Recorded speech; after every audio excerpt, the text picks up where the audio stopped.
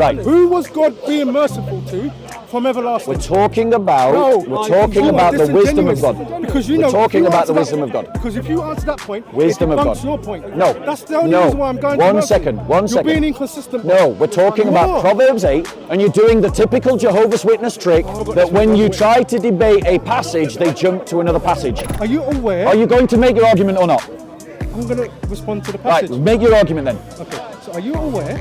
Go on. In the Greek, it doesn't say by him. Are you aware of that? Yes or no? Make your argument. I'm asking, Bob. I'm waiting for you to make your No, argument. I'm asking you a question. Right, I'll time you. Bob, no time, no. What we saw in the Old Testament is the second passage that he went to. It doesn't. In Micah 5:2 states that the word describing the son's going forth is from everlasting. Bob. And that can also be translated as forever. So my question to the Unitarian is a simple one. When is the beginning of forever? You said Tertullian agrees with you, yeah? Yeah. Okay. Yeah. It says comments that for Tertullian, there was a time when there was no son and no sin, when God was neither father nor judge. I can get all these. Okay. He believed that Jesus had a beginning. So do you apologize to the camera for lying that Tertullian agrees with you? Yes or no?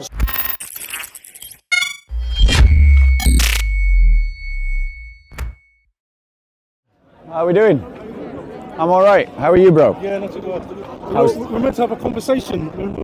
Are you that Unitarian, Yeah, bro? Unitarian, Yeah, if you yeah. want, we can have that conversation now if you want to. Yeah. Peace be with you, sister. Have you been educating them on the truth? God bless you. I would actually, because you said on camera that Yeah. Unitarians are not Christians. Genesis Yeah. 3, God is walking in the garden. Yeah. And he's trying to... Well, let's talk. Let's talk. All of us together. Are you all right to do it against the railing? Yeah. Jude. So go on. Do you like? So just for the record, you're a Unitarian, and as you know, I don't accept Unitarians as Christians. I believe that you're following a modernist religion, comes after the Enlightenment, and it's not the historical Christian faith. Okay. So can we even go back to Council of Nicaea? Yeah, of course. Okay. So I want to get a backdrop to this. So Yeah. I think one of the biggest misconceptions about the Council of Nicaea was Arius. Yeah. People believed, or the misconception that Arius didn't believe Jesus was divine, and also the argument wasn't whether Jesus was God, it was what sense Jesus was God. Are you aware of that? So can I reply to that? Yeah. Firstly, no one who has studied the Council of Nicaea has that misconception. Everyone who studies the Council of Nicaea knows that Arius believed that Jesus was divine, Yes. in the sense of a demigod, but in the sense of, because Arianism was a response to modalism, the thing that No, that's true. Let me finish. Let's have a conversation, not interrupt. Because Arianism was a response to modalism, the thing that... Wait, one second. Let me finish a point so that we can have a conversation, right? I'll try not to go on for too long, but I'll get through my points quicker if you don't interrupt. So because Arianism was a response to modalism, and what Arius was trying to preserve was the uniqueness of the divine, he placed the Logos, Christ, on the line of a created thing. A created thing that had divinity over all other things.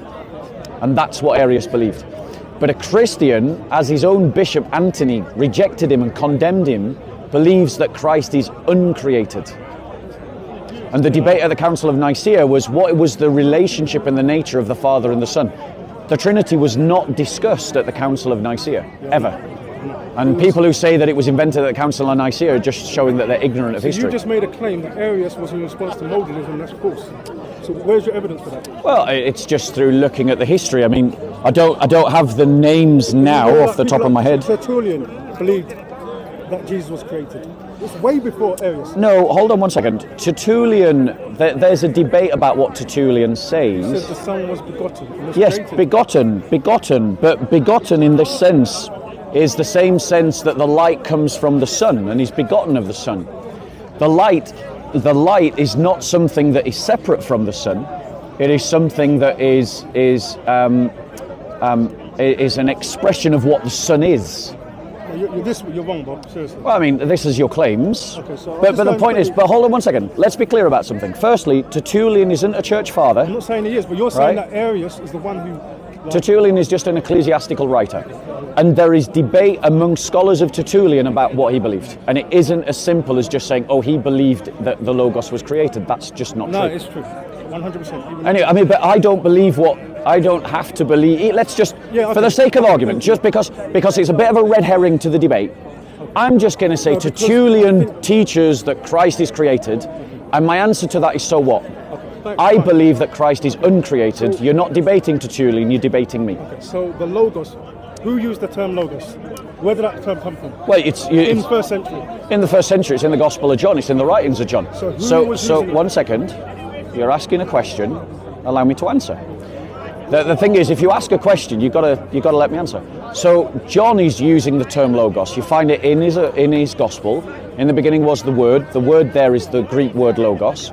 And he's using the term Logos there in a way that connects to both wider philosophical culture that was also using Logos as a term in philosophical discourse, and also within the Septuagint Jewish literature that emanated particularly out of Alexandria, where you've got Jewish scholars talking about the two powers. And one of those powers is the Word of God. So are you aware that Philo used? Yes, yes. So- That's one of the people I'm talking about who talks about the two powers. Well, then Philo said Jesus was the firstborn and was the heavenly Adam and was God's first created. Philo was before Jesus. Yeah, I know. No, he died about 50 AD. Philo didn't speak about Jesus. No, he didn't. No, I'm talking about He spoke about the Logos. Logos. Yeah. So my point. But he didn't speak about Jesus. So his concept of the Logos, Yeah. he believed that God, the only God, was transcendent, Yeah. outside of time, couldn't Yep. enter into time, Yep. and that the Logos was God's first created, in whom he made all things through, Yep. and was the heavenly Adam, Yep. was God's firstborn and God's first created. Yep. That's what Philo.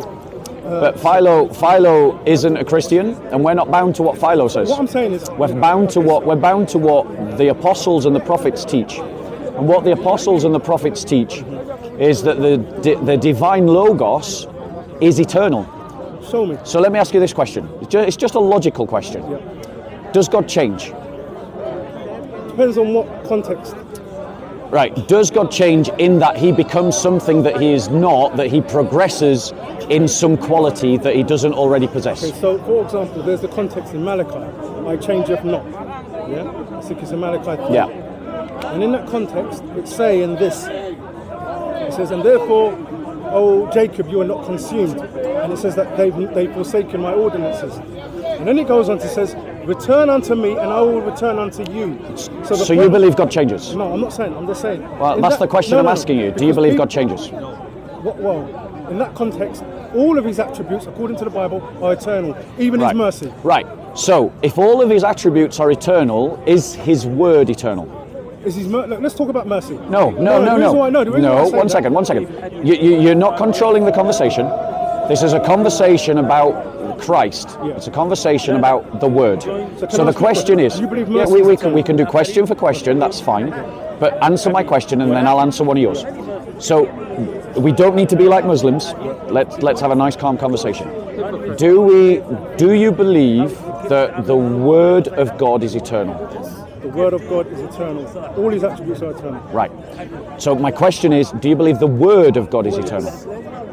I said all his attributes are eternal. So answer the question I'm asking specifically, is the word eternal? It's from eternal, yeah, but he Right, had a beginning. thank you. Right, so I'm now going to let you take over and ask a question, but I just want to summarize my point that we've established. The point that we've established is that the word of God is eternal. If Jesus is identified as that word, that means Jesus is eternal. Now you ask a question. So Jesus is identified as the wisdom of God, which has a beginning. Although it's from everlasting, it makes it specifically that wisdom was created. Would you say mercy is eternal? Okay, so the question is mercy eternal? The answer is no. Okay, so mercy is a quality that God has. Mercy as an action is an energy that God does, and these have beginnings in time. So what we mean by this is that God obviously always has the ability to show mercy, but this comes from his love, because God is love. But when he demonstrates mercy, that action of giving mercy to you or to me is a moment in time. It exists when God performs it. Okay, so listen to this. This is Psalms 103, verse 17. Yeah. It says, but the mercy of the Lord is from everlasting to everlasting. Yeah. Meaning there is no beginning to his mercy. Right, so let's because I think this is a bit of a red herring, right? Yeah, because I'm not even going to argue this point, because it's a bit of a red herring. We're talking about the word, right? You know, I'm not even going to argue that point. I'll just give it you. Mercy is eternal. my point. Let's move on, though. So now let me ask you a question, right? No. Now let me ask you a question. We go into rabbit hole. Now let me ask you a question. Now let me ask you a question. Because we've established that the word is eternal. And we've established that the word is also called the wisdom of God.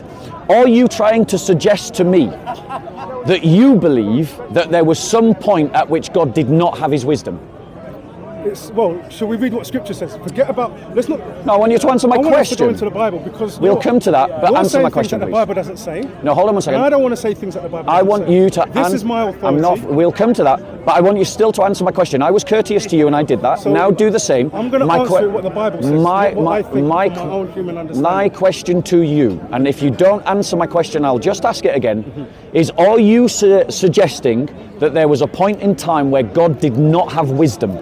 No, I'm not saying that. Right, so are you saying that God always had his wisdom? According to Proverbs, yes. Right, there you go. God always had his wisdom. Let's stand on the Bible. No. Whoa. Just listen to what you've just said. You've just said God always had his wisdom. According to the Bible. Right, so if God always had his wisdom, and the divine Logos is also identified as the wisdom, then that means that the divine Logos, the wisdom, which are the same, have always existed. They did not. According to this, I know you're going to go to Proverbs 8. Let's go to Proverbs 8. Let's go to Proverbs 8. But I want you to recognize that you cannot maintain a contradiction. You cannot say in one breath that God always had his wisdom. Well, let me finish my point. Not what I say. I suggest we start doing this timed. Could we get a timer? No, forget about time. I'll be respectful. Okay, then if you interrupt me again, I'll insist upon a timer. Okay? Right. You cannot maintain a contradiction. You cannot say in one breath God always had his wisdom and always had his word, and then in the next breath say that these things are something that God created. That's what the Bible says, not what I'm saying. Right. So you've got a problem with the Bible, not me. We have you on camera saying that God always had his wisdom. Does God? It says it in the Bible. Right. So that means that it's not something created. That's what it says. Right. Let's go. Okay, so let's go to Proverbs 8. Let's go to Proverbs 8. Verse 22. So, firstly, can I just establish, is that a New World Translation?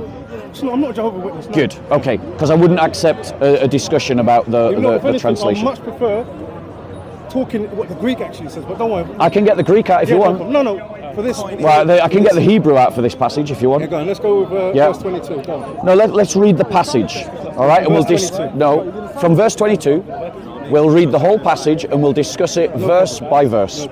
Okay. Do you want to read the whole passage all together? Yeah, we'll read the whole passage. And then we'll go back. So here's what I suggest we do. We read the whole passage. I give my summary, you give your summary. Is that fair? Yeah. Right. So I'm going to read it from verse 22 to verse 30. Yeah. Okay? So, the Lord possessed me at the beginning of his way, before his works of old.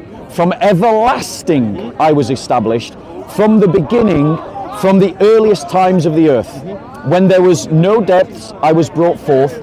When there was no springs abounding with water, let me finish. Before the mountains were settled, before the hills I was brought forth. While he had not yet made the earth and the fields, nor the first dust of the world. When he established the heavens, I was there. When he inscribed a circle on the face of the deep. When he made firm the skies above. When the springs of the deep became fixed. When he set for the sea its boundary so that the water would not transgress his commands. When he marked out the foundations of the earth, then I was beside him as a master workman, and I was daily his delight, rejoicing always before him, rejoicing in the world his earth, and having my delight in the sons of men. So I'm going to give my summary, and then you give your summary. So what the scripture is teaching is that the wisdom of God is another person. It isn't the same person as Jehovah God, right? I think we agree on that much. Yes, we do, right? But that person was there even before creation and was always there from everlasting, always in the presence of God, and was there at the beginning of creation. So he was there before creation and he was there at the beginning of creation. And he marks his identity out in those two phases. One, that he is a possession of God and always there with God. And two, he was there at the foundations of the world, so he is above the world. So how would you summarize it? How do you understand verse 24? Do you not want to summarize how you see the passage Well, I'm first? just asking you, how do you Okay, so I understand verse. I was brought forth when there were no springs abounding with water. Now what does that mean? It means before time even existed, the Son is begotten of the Father. That he is, and begotten means to proceed from. And this is an eternal movement. It doesn't have a beginning and it doesn't have an end. And so the Son is begotten of the Father. He proceeds from the Father. And this is something that has happened eternally. And why do I believe it happens? Eternally begotten? Yes, eternally begotten. And why do I... Are we going to do this interrupting thing or shall we do it timed? No, go on, I'm listening. Right. But listen to what it says in verse 22. The Lord possessed me at the beginning of his way. Now tell me, remember it says the Lord possessed me at the beginning of his way. So when did God have a beginning? Say that again, sorry? Listen to the passage carefully. What verse? Yahweh, Where are you reading from? Go on. verse 22 says, Yahweh possessed me at the beginning of his way. All his attributes are eternal. Right, one Even second. His mercy. So that means if the wisdom of God is possessed by the Father at the beginning of his way, then that means it had no beginning. So you're saying mercy has no beginning as well? I've already given you that point. So I don't think... This is my point, Paul. Right, so do you accept that wisdom is eternal? All of God's attributes are eternal. Brilliant. Is wisdom one of those attributes? Definitely. Fantastic. Same with mercy. So do we agree that wisdom is eternal? And mercy. Do we agree? Fine. Do we agree that wisdom is identified as Jesus Christ? 100%. So we have just agreed, He was brought forth sequentially, we have just agreed that wisdom is eternal, Jesus is that wisdom, his attributes therefore, are eternal. listen, because you're not listening, you have just accepted that wisdom is eternal and that Jesus is that wisdom. All of his Let me finish a sentence. Or agree to have need this to keep time. repeating Right, this can we get this timed? No, but you don't need to keep repeating this. Can you start timing this? No, don't time it. No, we're going to time it because you you're just because I want interrupting. to pin you out on something. No, you'll have your time to speak. Don't repeat but the same since things over and over again. Because you keep interrupting, and the more you interrupt, the more I'll repeat. Bob, so the way that we stop I this. always have a calm conversation. So have a calm conversation. I am, but listen. So Bob, stop interrupting. Don't keep repeating the same So things. stop interrupting. So stop interrupting. Don't keep repeating Then yourself. don't interrupt, and I won't need to repeat myself. How many times have you said this? Right, I'm going to repeat myself because you interrupted. And each time you interrupt, I will repeat myself again. If you don't like that, agree to doing it timed, and then I'll only have 2 minutes. Right. You have just accepted that the wisdom is eternal. If the wisdom is eternal, and we have just accepted together that Jesus is that wisdom, ergo it follows naturally from the premises to the conclusion that Jesus is eternal. Okay, that's all I wanted to say. Now reply. Now I've said to you all of his attributes, including mercy, which you said was not eternal. Okay, let me just see. I haven't interrupted you. Which even his mercy, which you said wasn't eternal, but now you've changed it. Why did you change your mind about mercy? Okay, so I'll answer that question. Okay. But I want you to answer my question, because at the end of this, I will answer my question. Okay. The reason why I accepted that mercy is eternal... No, you didn't. Listen, you just asked me a question. Why didn't you Yes, you've just asked me a question. Allow me to reply, my friend. Allow me to reply. The problem is you're too eager. You're not even let me finish in a sentence before you interrupt. All right? You asked me, why did I change my mind about eternal being, mercy being eternal? Because for me, this is a red herring to the topic that we're talking about, and I don't want to get distracted from talking about the Logos, which is actually what we should be talking about. So that's why I gave up that hill. I don't want to fight that hill, So I just give it to you.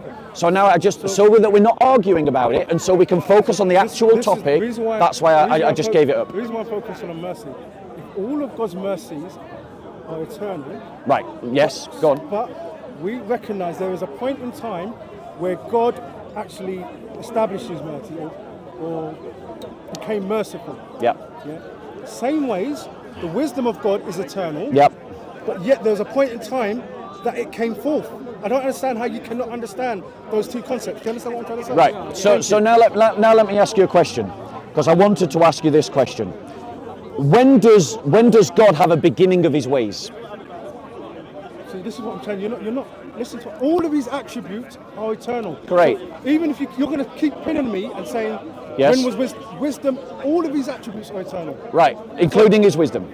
Including his mercy. Is Jesus wisdom? Yes. Thank you. But there's a point in time that it came forth, like his mercy, and I can't. So, can you not see that? Right. So you're talking. So what you're saying is see that parallel? yeah. So what you're saying is he's begotten in a moment in time. Right. Was God always merciful? Right. So hold on one second. Okay. So hold on one second. I'm not interested in this discussion about mercy. It's foundational. Listen, no, it's a red herring. No, it's not red herring. It's a red herring. It's foundational to the concept of God. So let's come back to this. Let's come back to this. Let's come back to this. Yeah. Right.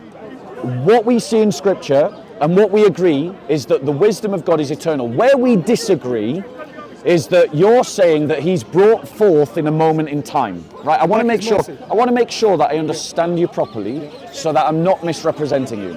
So our disagreement is that you're saying that he is begotten in a moment in time, and I'm saying he's eternally begotten. Have I summarized correctly the nature of our disagreement? So yes. So what I'm saying is, Bob, I'm just asking have I summarized that correctly? When you're using wisdom, no, I want you to. You can use mercy as well. Yeah. You can use mercy as well. No. So in the same way you understand I'm not interested wisdom, in a discussion on mercy. We're talking about wisdom. It encompasses the nature of God. Okay. That's the point. So coming back to the Logos, which is the actual topic of conversation, right?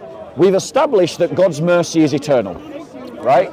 Now, let me ask you this question, okay? Can we get to the scripture? Because I think philosophy sometimes... I am not moving away from scripture.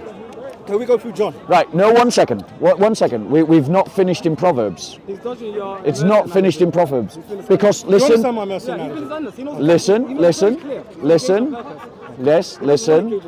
Listen. Right? Don't listen to the Muslim support group. They just hate Christians. They just hate the Trinity. So what we've got here... Don't take sides. Yeah. Don't take sides at all. No, he hasn't. He's just turned up. Bless his heart. So the point is, right, listen to what it's talking about. It says, from everlasting, I was established.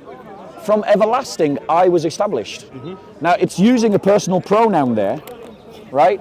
So it's saying that Christ was everlastingly established as a person. So at what point? So no. It says I, not some attribute. It's talking about a personal pronoun. In the book of Proverbs, God's understanding is personified. Yeah. Wisdom is personified. Yes. Do you understand in Proverbs? All of God's attributes. But we both agree. Some of these attributes. We agree that are personified. It doesn't always mean that they are a person, a literal person. Do you agree that this passage identifies two persons? It's identifying the wisdom of God. Yes, definitely. Yes. Does it identify the wisdom of God as a person apart from Yahweh? Jesus claimed to be the wisdom of God, no doubt.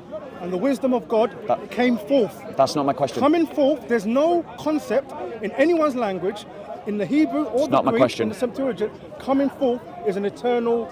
That's not my question. That's not my question. Okay, I'll try again. Okay, my question is, and the thing is, you've already agreed on camera. We've already got you saying yes. So I'm just asking a question. Are eternal, That's still not my question. Okay, what's your question? My question is, do you agree that this passage identifies two persons? It personifies wisdom, yes. Does it identify two persons? It personifies wisdom. I don't know what more you want me to say. So it personifies understanding. There's a difference between saying a passage personifies someone and saying it identifies another person. If you're saying it identifies another person, what you're saying is it really and truly distinguishes between two people. If you're saying that it only personifies an attribute, then what you're saying is it speaks metaphorically about something that isn't a person. So my question to you, now I've made it clear, is does this passage identify two persons. Yahweh And the wisdom of God. and the wisdom of God. Yes, brilliant. So one of those persons is saying that from everlasting I was established. What's your definition of everlasting? Like I said, all God's attributes are eternal. Wisdom is an attribute of God. Jesus became the wisdom of God. Simple. I don't know how. That's not hard to understand. So does everlasting have a beginning? No, it doesn't. No. Right. All of God's attributes are eternal. I don't Right. know what more do you want to. Because what you're saying is a contradiction. There's a I'm contradiction. Let me explain what the contradiction is. Because on one breath, you're trying to say that the wisdom of God is eternal, it never had a beginning. Jesus Christ is that wisdom. But then in the next, when you say brought forth, do you believe he's created? Of course. Right. But that means that he had a beginning in time. Jesus, yes, of course he did. But if he had a beginning in time, he's not eternal. What I'm saying, I'm not. And that's the contradiction. No, listen. All of God's attributes are eternal. Wisdom is an attribute of God, right? You accept that? Yes, I believe that. Thank you. Jesus personified that attribute. What don't you get? Right. Let me Do just you understand what I'm trying to say? Thank you. Yeah. Do you? He won't. Okay, listen. Bro. You understand what I'm trying to say?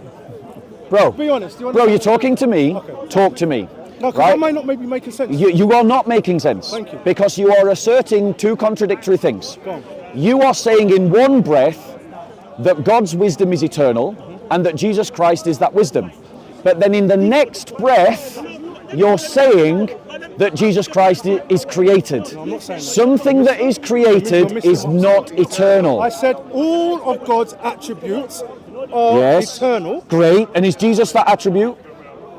No, wisdom is an attribute. Mercy is an attribute. So is Jesus the wisdom of God? Let me ask you. Was God always merciful from everlasting? Right, hold on. You want to Right. answer this? No. I guarantee you want So to answer red this. herring. I It's not a accept red that it herring. is. It is. No. It is. So It let me is. ask you It is. something. It is. Was God always merciful from It is. everlasting? Yes. There we He go. was. So now, guy, come one on, second. How Go come? one Who was second. God being merciful One to? second. No, who was One God second. being merciful to? One second. No. 1 second. Bob, this is why I don't want it 1 time. second. 1 Because second. you will run If you're away. going to interrupt, You're going to run from the subject. No. The subject is the Logos. I'm not the one trying to I'm talking change about the all of his. subject. No, I'm talking about all his. No. We're You're using talking. one concept of Right, his brother. attributes. Shall we just shout over one another? Shall we just have a shouting match? Go on. Is that what you want to do? Because I can do that, Bob, and I you're will being do it for disingenuous. longer. You're being disingenuous. Brother. Try to calm yourself. Have a conversation, or agree to having it timed. Otherwise, I just start shouting over you, Go on, Bob. and then you'll complain.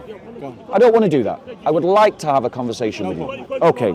So let me just have a. Can you answer that question? 1 second. So I just want to pull up the verse where everlasting. The Hebrew term for everlasting is miolam. Okay? What does that mean? Right? It means from alam, properly concealed, the vanishing point, generally time out of mind, eternity, frequentatively. Right? That's what the Hebrew means. So it means, listen. Right? No, it's talking about the wisdom of God. We're still in Proverbs 8. I have mercy not as well. moved. That's my point. Are you listening? Because you have to be right. consistent. Okay, ladies and gentlemen. Since he does not want to have a conversation, I will just have to raise my voice. No, ladies and gentlemen. The term miolam means from the vanishing point. It means eternity. Something that is eternal, my friend, does not have a beginning. Can I ask you a question? Right. Do you see what happens when you interrupt? Can I address Do you want to have a conversation now? Because you Okay, are go on. dodging my point. That's Go why I'm on. frustrated. Right. Who was God being merciful to from everlasting? We're talking about You are the wisdom of God. disingenuous. Because you We're know, talking if you about the answer wisdom that- of God. Because if you answer that point, Wisdom it of debunks God. your point. No. That's the only reason why I'm going to One mercy. second. You're being inconsistent. No, we're talking You about are. Proverbs 8, and you're doing the typical Jehovah's Witness trick I'm of not a jumping. Jehovah's Witness. I know you're not. but you're doing the typical Really? Jehovah's Did the Witness Jehovah's thing. Witness say this? Yes, Jehovah's Never heard Witnesses them. do all the time Well, I never got that this when from you Jehovah's try to debate a passage, they jump to another passage. No. I'm not budging from Proverbs 8. You Proverbs took us 8. there, So this is my let's analysis. stick with Okay. Proverbs 8. So- And since you have continuously interrupted me, I will finish my point before I stop speaking, and then you can reply. Okay. The passage, the word, everlasting, means eternity. Eternity. So my question to you, my question to you is this. Can you put this on? Yeah, I'm talking, bro. My question to you, yeah? He can hold it if he wants to. My question to you is, where is the beginning in eternity? There's no beginning in eternity. Right, so the passage states, right, and then I'll let you take control of the conversation again. I really want Right? to get to the book of John. When it says, These are semantics. listen, when it says, I have, who is speaking there? Wisdom is speaking. And who is that? So wisdom of God. Who is that? Jesus. Thank you. No, wait. Let me finish. Go on. Thank you. Go on. Jesus embodies the wisdom of God. That's my point. He is the wisdom of God. He embodies the wisdom of God. So he's not the wisdom of There God. was a point of time, wisdom was brought forth. In the same ways, when I was asking you, and the reason why it's very relevant, if you understand all of God's attributes, Yep. you will not be pinpointing on wisdom. And that's what I'm not trying to throw a red herring. You are. Mercy is from everlasting. And I'm asking you, Bob, Yep. directly, who was God being merciful to Right. from everlasting? Right. And what we're talking about, right. And the thing is, I'm not going to move out of Proverbs because you want You to don't move wanna- out of you don't Proverbs. wanna No, you have avoided the point that I've made. not And I'm avoided it. going I'm not to avoiding it. raise the point again. I'm not avoiding it. You are avoiding the How? point. How? You avoided the How? point. How? You avoided the point. Here's the point that I made I've that explained. you just want to avoid. Okay, go on. And you're running from it. And I not- don't I'm not- blame I'm you not running. because the passage that you went to Yep. contradicts what you doesn't. claim. It doesn't. So, my question to you Go on, is, Bob.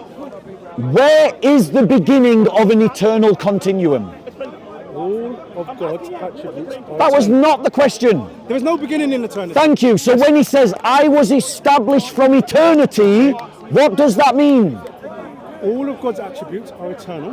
Let me explain. The I was. Your button. You're interrupting. Oh, you don't like it though? I don't mind. I'm just saying. Right. I don't mind if you, because sometimes it happens. Because sometimes you might. Okay, so don't complain if you don't I'm want not complaining. Right. You are, because you just said you're interrupting. I'm just saying that Go you're on. double standards. That's Go all. on. I don't mind if Go you on. interrupt. Sometimes Right.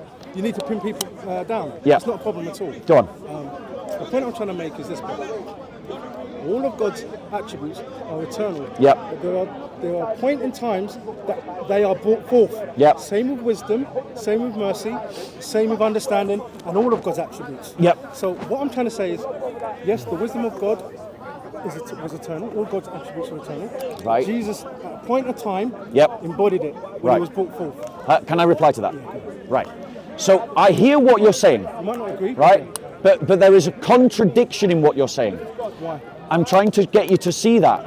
Because something that is created has a beginning. Something that is uncreated has no beginning. It is eternal. And if you're saying that the wisdom of God, as we've seen from Proverbs 8, is eternal, then that means, and you identify that wisdom of God as Jesus Christ, When he was brought forth. then that means that Jesus Christ is not created.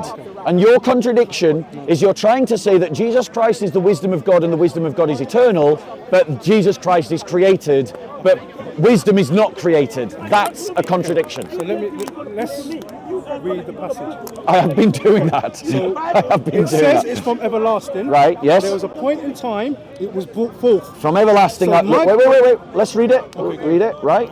Yeah. From ever. Let's just do it, and I'll read to the point where it says he brought forth. Listen, we're not going to agree on this. I'll prefer to get to the meat of Yes, the subject. I know. Which will debunk the Trinity. We'll change our verse. okay, go we on. used a passage, it didn't work, we use another passage. let me I know how it works. Okay, go on. Right? From everlasting I was established. Would you agree that that sentence is saying that the I that he's speaking Wisdom, yeah. is eternal? Wisdom, yeah, is eternal. And that I, who is that? Jesus embodied it when he was brought So, forth. so Jesus, He no, embodied the is wisdom of Jesus, God. is Jesus that eternal Is Jesus that wisdom?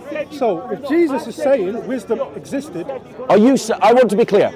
Are you saying that Jesus Christ is that wisdom? Jesus embodied that So he's not the wisdom, or he is the wisdom? He becomes the wisdom of God. Of course. Right. So that means if he embodies it, if he is that thing of God that is wisdom, then that means he does not have a beginning. Read it. Right. Let's keep going.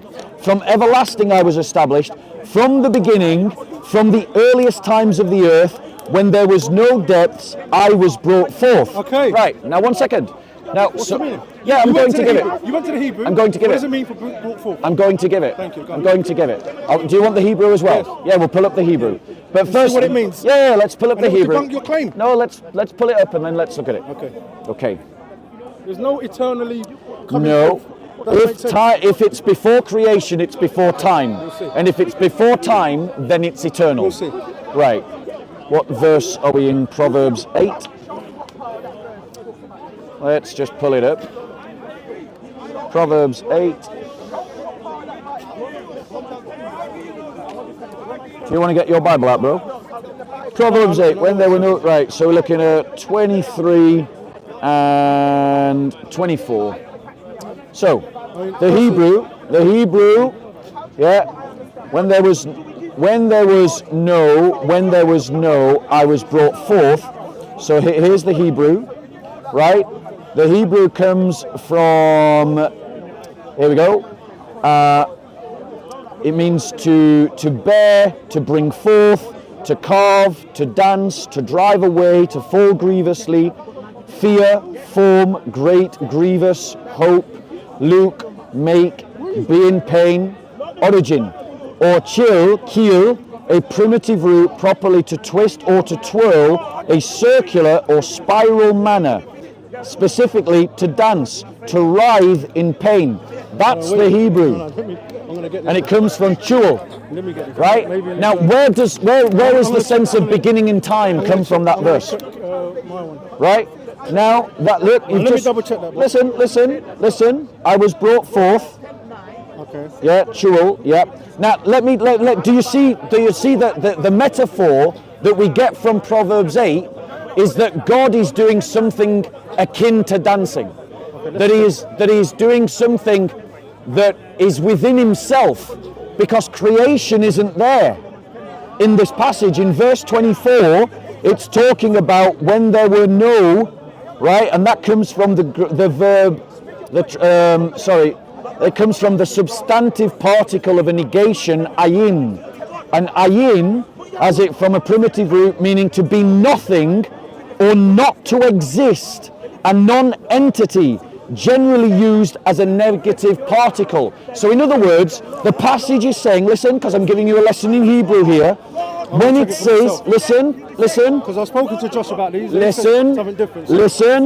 when there was no depths, so when there was nothing, I was brought forth. So in other words, before any kind of creation, the Son was begotten.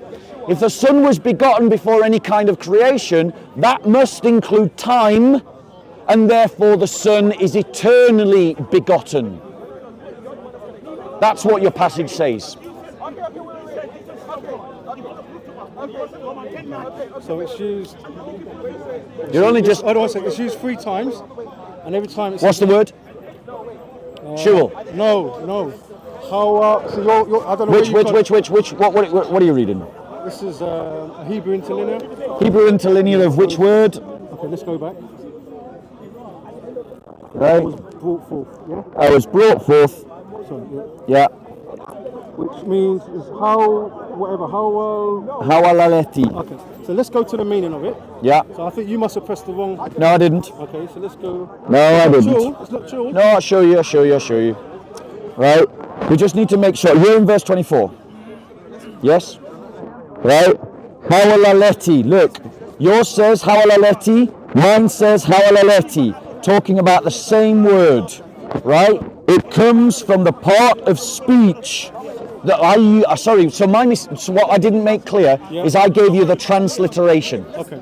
So I used the word chul, and that's the transliteration of the word hawalaleti. Right? So the way you pronounce it in the Hebrew apparently is chul. Okay? But what does it mean? It means or chill, a primitive root, properly to twist or to twirl.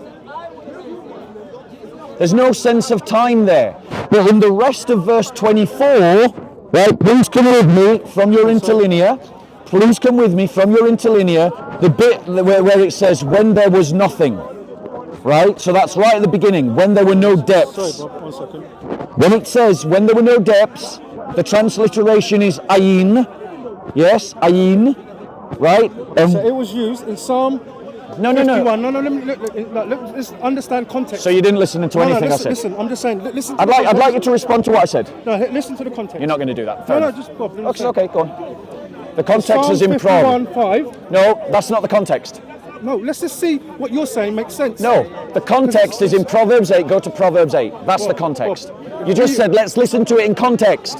The context is in Proverbs 8. Go back to Proverbs 8. Don't do the Jehovah's Witness trick. Why do you keep saying these things? Because you're jumping around the passage. Bob, if there's a Hebrew word, you Yeah. need to see how that same Hebrew word is used in other places. Do you not agree with that? No, we need to That's see how how we it. do We need to see how it is used in its context. in its context, in other contexts as well. Let us look as it's used in its context in Proverbs 8. Come on, I don't know.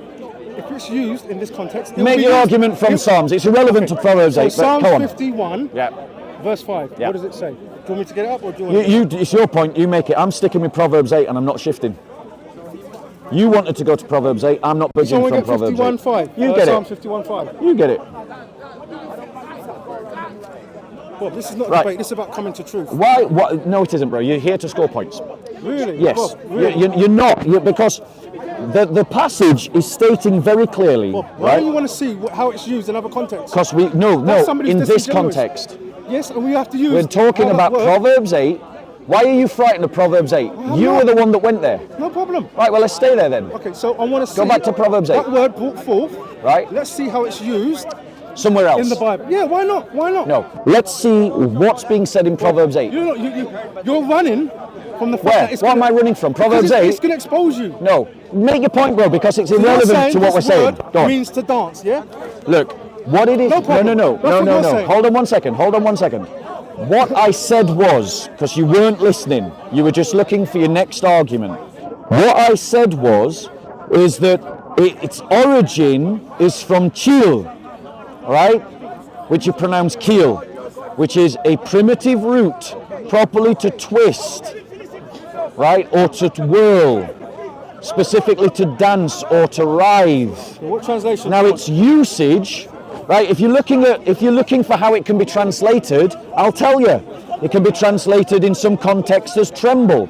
It can translate as I was brought forth. It can be translated as I was wounded. Okay. It can be translated as what one do you it choose? will fall violently. So what do you choose, I Bob? choose it was brought forth. Okay, so that's my point. Right? But it was brought forth. One second. The context in verse 24 of Proverbs 8 is in the context of nothing else. Which is why, you asked me, why do I choose this? Because in the context of Proverbs 24, it's in the context of ayin. And ayin means, listen, it's from the origin, the primitive root, meaning to be nothing or not exist, a non-entity, generally used as a negative particle. It can be translated as no, not, and no one, and no one, without, none, and not, and nothing, and without, and none, and have no, but no, has no, but no one. Now, one second, I'm not finished. Proverbs 28 says that the Son was brought forth in the context of nothing else. That means that there was no creation, which means that there was no time, which means that it is without beginning. So this is the context. The same word is used In a different passage. David says, "Behold, I was shapen in iniquity, and in sin did my mother conceive me," or conceive me, meaning to be brought forth. Yeah. And what's that going to do with Proverbs 24? So my point is, there is no eternally being conceived or being brought forth. So explain this then to me. It is. Go on. a contradiction. It's a paradox. So explain this to me. Explain There's to no eternity coming forth. You see, I don't need to throw contradictions into the Bible to defend myself. That's what you're doing. No, I'm not. I want you to explain to me how in verse... No, you haven't. No, I haven't. All you did is jump to another passage. In verse 24, it says that there was nothing, no depths, and I was brought forth. When it says that there was no depths and I was brought forth, when there were no strings abounding with water, no springs abounding with water, what is the sense that it is giving there? Say that again. Go on. See, you weren't listening. Let's try again. So the passage is saying in verse 24, Yeah, go on. there is this context of nothingness, 100%, I agree with and then the Son was brought forth. 100%. Right? That confirms what Micah 5:2 says. What does it mean? Are you saying that time existed at this point? I never said time existed. Right. So if there is no time, does that mean that we can talk of a beginning? Of what? So Micah says it like this: in the days of eternity, I was brought forth. Literally. In the days of eternity. So I know it's. I asked Josh about it. You know, the Jewish guy. The Jewish boy. We don't care what the Jews say. Okay. Well, this is the. Which is it? Which passage? Micah 5:2. Micah 5:2. Let's go there. In most Bibles, it says from everlasting, which is a misleading translation. Everlasting days. What to you does everlasting? Is that what you said? Micah 5:2. Yeah. Micah 5:2. But as for you, Bethlehem Ephrath, too little to be among the clans of Judah. From you, one will go forth from me to be a ruler in Israel. His goings forth are from long ago, from the days of eternity. Now let me ask you this question. When is the beginning point of an eternal day? So there is a point of time. So Alpha and Omega is time as we know it, beginning of creation. Prior to that point in time, how do you describe it? Right. So the answer to my question is, there is no beginning point to an eternal day. It doesn't have a beginning point. Listen to my point. Right, listen. It doesn't have a beginning point and it doesn't have an end point. So if Jesus is brought forth from eternal days of old, then that means there's no starting point of him being brought forth. He is eternally begotten of the Father. So now let me ask you again. When is the beginning point of an eternal day? That's my question. So Bob, this passage, I've done a lot of research on it. I've looked at the Hebrew lexicon, and it literally means a day in the distant past. I'm going to see if I can actually, because I'm sure I actually... So my question was, when does an eternal day have a beginning? That's the third time I've asked you now. When does an eternal day have a beginning? Bob, please answer that. Okay, so listen to my point. How do you describe time before creation? There is no time before creation, and so you can't describe... Okay, so, no, you can. Okay, you so can't describe it as having a beginning. When were angels created? At a moment in time. When? Before or after creation? When they were created. I don't know when they were created. Thank you. One second. No, I haven't debunked anything. Okay. All I have stated is that angels are created in a moment of time. Okay. That is what I stated. That does not contradict. But now I've answered your question. I will insist that you answer my question. And I'm answering my question for the fourth time. No problem. When does an eternal day have a beginning? No problem. So this is what the Bible teaches. In Job 38:7, go on. It says, the sons of God, which are angels, rejoiced at the foundations of the world being laid. So my point is, angels were there before creation. So that means they were created before creation. How do you describe that time? So they were created before the foundations of the world, but when they were created, they were a created being. Okay, but so that doesn't mean One second. I'm just saying. Yeah, thank you. You haven't answered my question. Okay, go Psalm 38. No, we're not. No. Because Scripture explains Scripture. We're looking at Micah 5:2, and I want you to answer my question. This is now the fifth time I've asked you. I'll ask you again. I'll ask you again. Talking about a time. When does an eternal day have a beginning? Answer that, please. So that is talking about a time before creation. Angels were created before creation.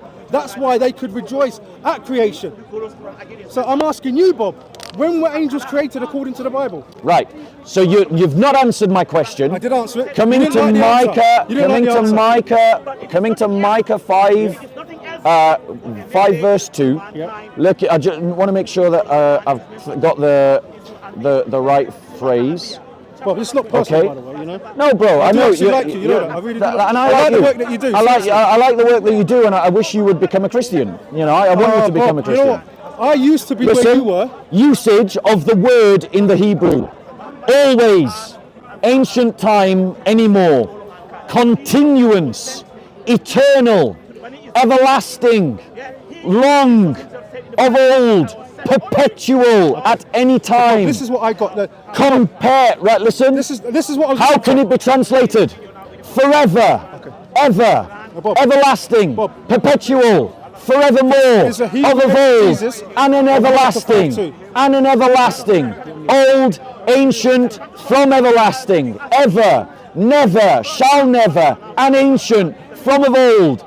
So what we've got is the second passage that he goes to demonstrates No, it that doesn't. Christ So- has an eternal Bob, going forth Bob, you're from the lying on the Father Bible. that is everlasting and eternal. No. I literally read the Hebrew to you. So, literally this is read the exege- Hebrew to you. This is the exegesis. Oh, who's exegesis? Who's A exegesis? linguist, a Hebrew linguist. Who's exegesis? It's not a Unitarian, by the way. No, this is a Hebrew linguist. Okay, read it. If you reject it, fine. No, problem. no. No problem. What I've given you is what the word says. Okay, so this is What the word says. exegesis. I want you to deal with this point. This is The exegesis. word means without beginning. Okay. The word means without beginning. What word? You see, you don't listen. You're What so word? busy What word? interrupting. Olam. I'm not Olam. repeating myself. Olam. You should have listened. You should have listened. You should have listened. Oh, don't be You like should have that. listened. Come You should have listened. You were too busy interrupting.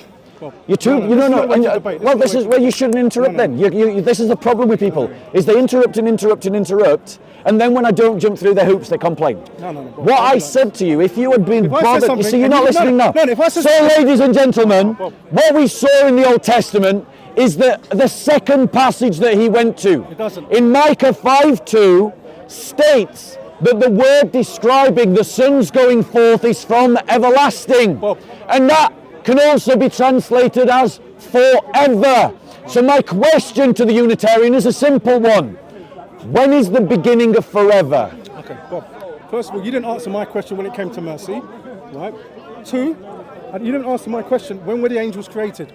So you're not going to answer this question then? Okay, I'm going to give you. I wanted to exegete what that verse says. So that was not my question. My question was, when does forever begin? Bob, you're misrepresenting what the text Am I? says. Am I? You are. Am I? So why Let's do you go. want me to Let's wait. exegete? One second. 1 second. Bob, What does it say in You're Mike? better than this. 1 second. Bob, you're better one than sec- this. 1 second. Let somebody exegete You're it, complaining. and then you can. Look, you're disagree. interrupting constantly, and then you're appealing to You respect. interrupt, and I don't complain. Right, but that's the point. If you're going to interrupt me constantly, then all I do is do that. I warned you that this is how the conversation would Well, go. listen, I offered don't you to warn- do it listen, time. As you say, Look, I'm not your right? dummy. You're not warning me. No. Yeah, But you're as not my for you, elder, Bethlehem, so don't talk to me like that. Be Ephrath, respectful, Bob. try that. respectful. I am respectful. Too little to be among the clans of Judah. From you, I never one got will like this. go There must be forth something about for you me that makes to be people ruler like in Bob, Israel. you're better than that. His going forth is from long forth. ago, Thank you. Going from forth. the days of eternity. Okay, so- Now so let's we go exegete back it. to the Hebrew. So Let's go back. He's not a Christian. He's not a Christian. He's not a Christian. He's a Unitarian. No, actually, I would say He's not a Unitarian. No. I'll debate you about Islam. He's just He's creating a a sideshow. Christian. He's just creating a sideshow. He's just creating a sideshow. But the reason why I Let's go said back you're to not the Christian, Hebrew. you know Let's what go it- back to the the Hebrew. dangerous- the same Let's go back. judgment- So what it says, look, the term, the word. No, you don't getting get a to. linguist. No, you don't get. You said you've read this again. How many Yes, times do you want me to read it to you? Because until you Let me respond. respond. Listen. This is Listen. my Listen. response. Listen. Bob, this is my response. Listen. Bob, Listen. you want me to respond? Listen. And I'll give you my response, and you want to give me a... Listen. So what it says Olam, right? Now, the way that are you listening? You see, you're not listening again. So what that, no, listen. The usage of the word is always. It's eternal. It means anymore, continuance. It can be translated as forever, ever, everlasting, perpetual, forevermore. Given that that is what the word means, I will ask you again. And this time I would like you to answer the question. Not ask another question. Answer the question. I'm going to exegete. When is the beginning of forever? I'm going to exegete the text. So go on, answer the question. To a Hebrew linguist, okay? Right. So go on. Okay. Let's hear the answer to the question. So it's exegeting this text, okay? Who's exegeting? A Hebrew linguist. Who? Okay, I'll get you the source. Whether you reject it, that's fine. Fair enough. Okay. So it says, generally, also eternity, from men's viewpoint, could be included into the well-established concept of indistinctness, because we humans cannot understand or simply imagine fully what indicates a time without a start and or an end. Nevertheless, there are other situations of indistinctiveness that are not linked with eternity necessarily. Right. So can we see the website? What's the source of this website? You know what Sorry. I did? What I did, You screenshotted. Yeah, screenshotted it. Yeah. Screenshotted. Can you find it for me? No, I don't know which one it is, bro. I think it was that one. I think it was. No, not that one. Was it not that one? Because there's a few. Right. Okay. But the point. Just going while you find it. What you've quoted there, right, is just something that raises. Listen, Bob. No, hold on one second. Accept it. I'm just. You see, you're not even listening to what I've got to say. I'm actually responding to your quote, and you're still not listening. And this is my point. You can't appeal for respect if you're going to do that. Now, what you stated is someone you claimed was a linguist. For all I know, that could just be a Jehovah's Witness website. But let's assume that it is a linguist. All that the linguist has said. All the linguist stated. All the linguist stated. I was reading it. With you. Peace with you. I'm all right, thank you. All the linguist stated. You didn't let me finish. Let me finish. No, let me finish. All the linguist stated there. You haven't let me finish. All the linguist stated there is a possibility, and you're not doing that all the time. No, but don't complain then. I'm not complaining. But the point is, you can't complain. Go on. Go on. So I'm just going to make this point. Go on.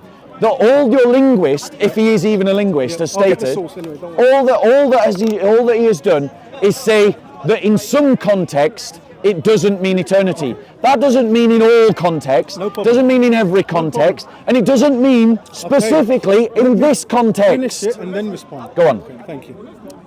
There's a few more pages anyway. Are we not doing pages, bro? No, there's only about 3 pages. We're not doing 3 pages. Look how big the pages. Come on. We're not doing 3 pages, bro. It's 1, 2, and that's it. No, bro, we're not doing 3 pages. Bob, do you want truth? It's about truth. I don't.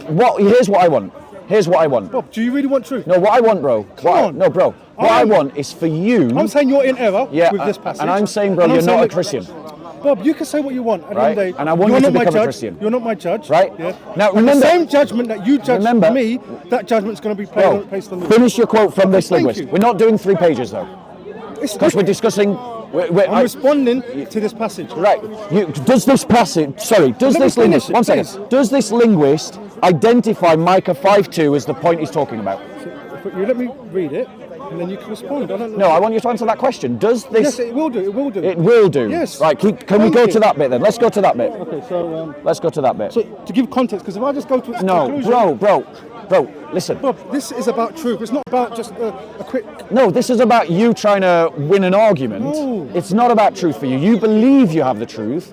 You're in error. So you believe you have truth. I believe I have truth. Yes. So one of us are wrong. Yes. So in order for us to establish who's wrong, let me make my claim, make my case. If you want to make your case and take 1 hour, I would listen. Right. I promise you I would listen. But you aren't responding to my point. So come to the bit that responds to what I've just said. Micah 5:2. Okay. Let's go to the Micah bit, please. Okay, so for example, so do you know what context, no? No, let's go to Micah bit. We're talking about Micah, so go to the Micah bit. Okay, so then it goes, so returning to Micah 5:1, Septuagint translates the Hebrew term, olim, with that word. Yeah. That, strangely enough, has the same meaning for, one example, the epoch, mentioned in Matthew 24:3 and 28:20. Yeah. Had a start. Go on. And according Jesus Christ will have an end also. Okay? So that's the word that the Septuagint translates it. The very same word. Do you accept the Septuagint? Of course, 100%. Okay, fair enough. I just needed to make sure. Yeah. Probably from olem derived Yeah. a number of words that were utilized in the past. Yes. But we also are using some of these derivative words. Right. For example, Latin language had the symbol. Can I reply to that bit now? No, let me just see the last. Now this is the bit. Go on. So, in view of the information above presented, the ruler cited by Micah had a time start. Right. We may understand so on the basis of the Masoretic verbal used there to go out, to go forth, to spring up, and that implies necessarily an action that starts on a given time point. Right. So the Micah's ruler Yep. must possess a beginning. Right. So now let me respond to that. So let me respond this is a to linguist. that. No. Okay. I will get the source, This no is a problem. screenshot. Of course. But I'm willing to give it you that he is a linguist. Thank you. Right. Yeah. However, he is a linguist doesn't mean that he is the final authority on this. 100% Do you not think that we Trinitarians have linguists? Do you not think that we Trinitarians have linguists who's looked at this passage? If we go to John, my point to you is, yes, no, Trinitarian allow linguists. me to reply. Trinitarian lie. Allow me to reply. Allow me to reply. Now you have just said that Christian linguists lie. Well, now I just say that your linguist is lying. Okay, Now I just say your linguist is lying. We'll see in John. Now I just say your linguist is lying. Okay, in and John. here's the point. Here's the point. Here's the point. That your linguist, even at the very beginning of your quote, stated that this is a possibility. That it isn't necessarily in every case. But contextually- And then he makes the argument. Contextually- He makes the argument that is applied to Micah 5:2.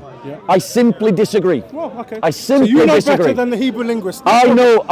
Also, I asked But that- is that an authority? Okay, go on. I know that Christians have linguists as well. Okay. Let's go And to I would John. be interested to Let's go see what to a John and Christian we'll see linguist how says about this. The Trinitarians have lied on the book because of John. I want you to deal with my point. Okay, go on. The question that I asked. The word in Micah 5:2. Had a beginning. Listen. To- Listen. You will do better if you listen. Go on, Bob. Says from the days of eternity. That word there is talking about something that is forever, eternal, doesn't have a beginning. So my question to you is a simple one. When does forever, where is the beginning of forever? And I would like you to answer that. Disingenuous.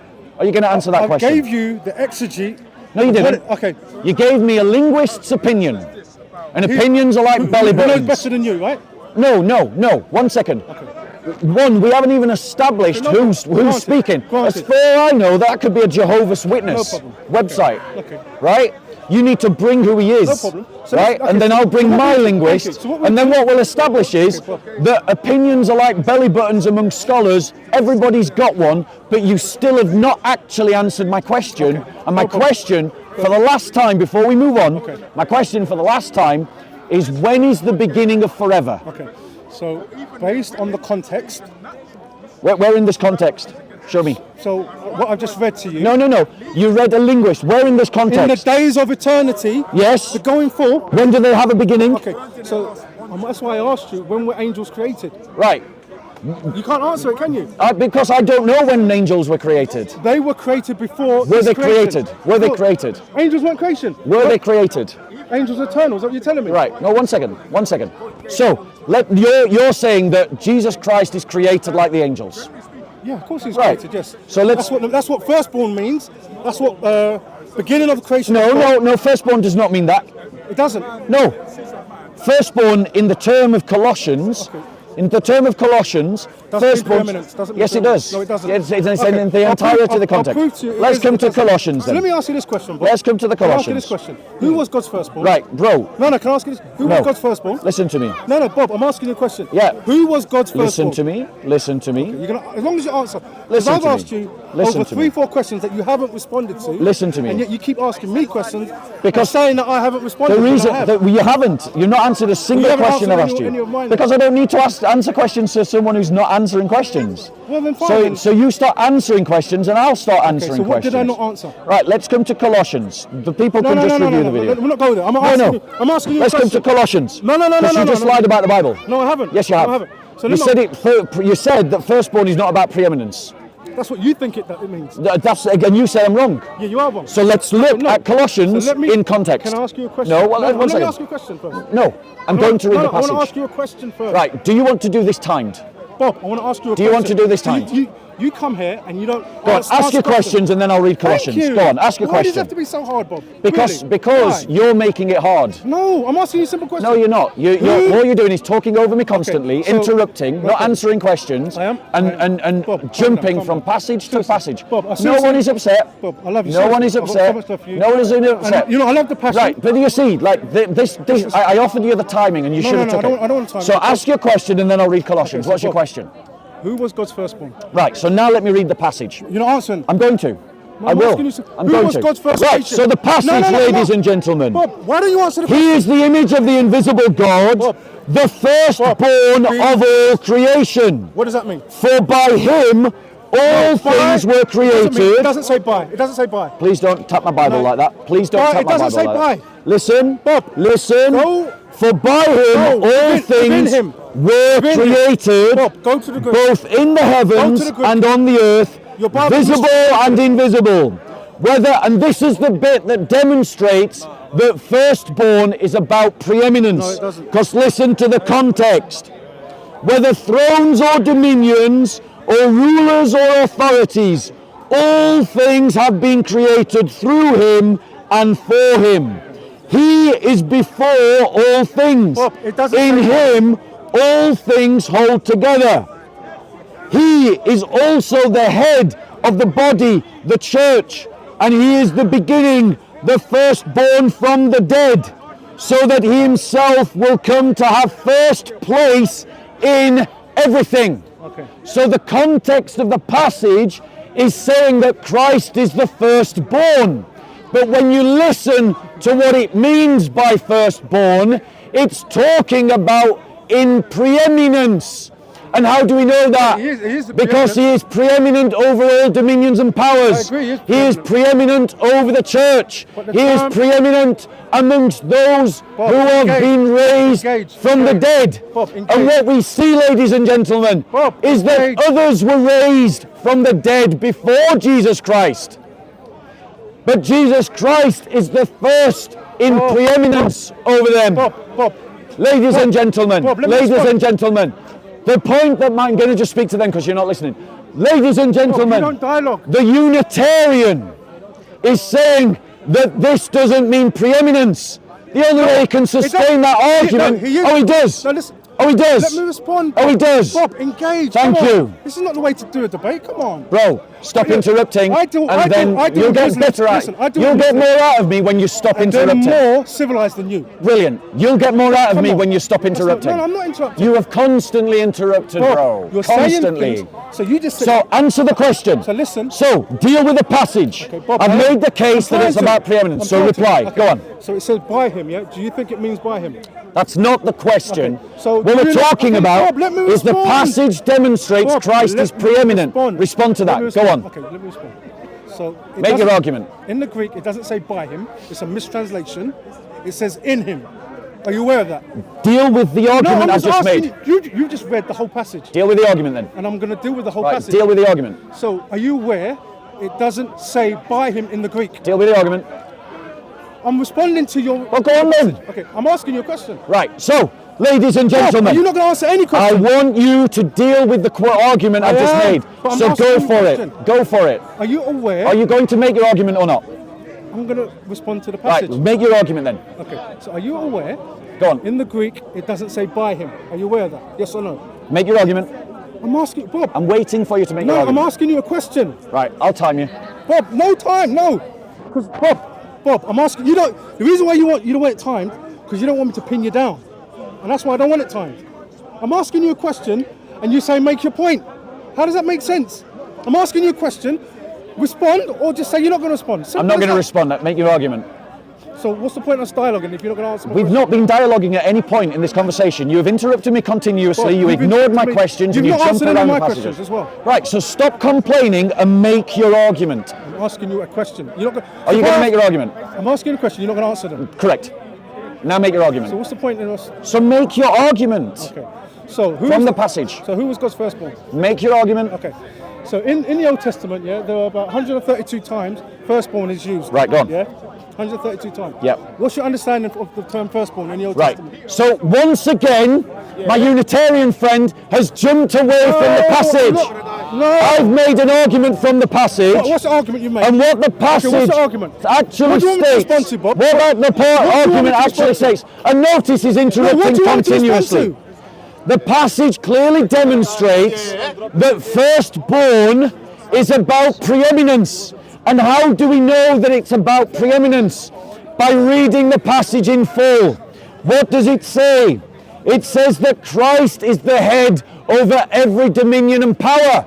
Christ is the head of the church, that he is the firstborn of the dead. Ladies and gentlemen, all of these examples from the passage are about priority, about headship, about preeminence. And in the Roman world, ladies and gentlemen, the idea of firstborn was a legal term.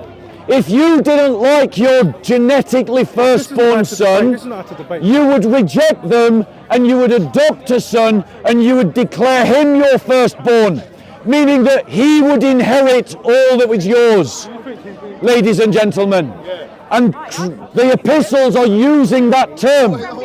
And my friend, he has ignored the argument and he hasn't responded. So now let's give him a chance to respond the argument. Would you like to respond to the argument? I've made it again. Okay, so Bob, you just read a passage. Yep. And I want to dissect the passage. Right. Okay. So respond to the argument. Go on. Okay. I'm listening. So your argument saying that this means he's preeminent. Yes. I agree. The Great. firstborn- Fantastic. By the fact that you are the firstborn, you are the preeminent one, right? We agree with that. But Right. my point is, Jesus was the firstborn over all creation, which contextually means, which contextually means he was the first that was brought forth. Yeah. So listen, my point is, Go on. Finish your point. contextually, firstborn in the first century had a meaning. Yes. Okay. And in the first century, Philo used that word. Yes. And he used firstborn meaning God's first creation, the heavenly Adam. Go on. Now you want to divorce the first century context. You want to divorce the first century context of the words used and its meaning. Bear with me 1 second. Could maybe someone bring Victor over here and just get him to calm down for a minute? That'll turn into a confrontation. Could someone maybe just encourage him to come away and come and stand with us? I just don't want Victor to get... he's been assaulted in the past. Yeah, I know. Go on. Okay, so what I'm saying is, Yeah. you cannot divorce the words that have meaning Yes. in the first century Correct. away from the context. Right. Can I reply to that? Okay, go on. Right. So, right, wait, no, brother, here you Don't go. answer my questions as well. Don't answer my questions. It's so right, frustrating. I listened to what you've just said, and you can't let me speak without interrupting. That's why this conversation. Go back to the There you go. passage. There we go. You interrupted Go again. So, ladies and gentlemen, because I know he's going to interrupt me, I'll just speak to you. So, the passage we have agreed is saying that Christ is preeminent. No problem. But his argument is that he's preeminent because he's the firstborn. But this is a circular logic. If he is preeminent because he is the firstborn, then that means that we're interpreting firstborn by his preeminence. So that means that what the passage is saying when it says he is firstborn is he is preeminent. Now the reality is, when it says that he is firstborn, it is talking about his preeminence over all creation. It's using a legal term. Now the term firstborn is used in scripture many places. Israel is described as God's firstborn by adoption. Adam can be described as God's firstborn by creation. But Christ is described as God's firstborn by preeminence. Why? Why? Because when you look at the passage, it says he is the image of the invisible God, the firstborn of all creation, for by him all things were created. No, by. It doesn't say by. Now, ladies It and doesn't say gentlemen, by. now notice he's interrupting Because you're again. lying on the Notice Bible. he's interrupting You're lying on again. the Bible. It should Both say in by. heaven and on earth, Now, ladies and gentlemen, simple question. Is time a created thing? I'd like you to answer that. Is time created? Bob, calm down. Answer that question. Bob, calm down. So answer my question. Answer the question. I'm going to engage you, and you're going to bury yourself. Do you know why? So answer that question. Okay, so it says in the same verse, Jesus is going to reconcile all things unto him. Do you believe Satan's going to be reconciled? So did you see him answer the question? No, I'm going to answer it. I'm going to answer it. So I'll ask you again. Okay, so one... Is time created?